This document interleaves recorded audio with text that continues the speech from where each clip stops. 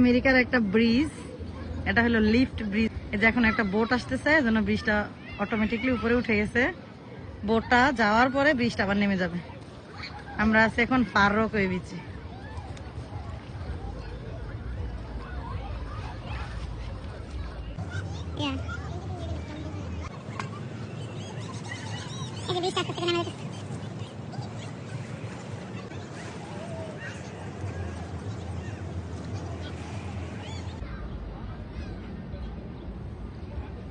It's take too long.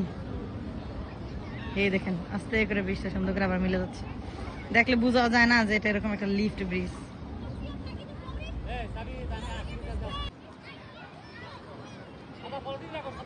এই যে আস্তে আস্তে ব্রিজটা মিলে যাচ্ছে, আর একটু বাকি আছে।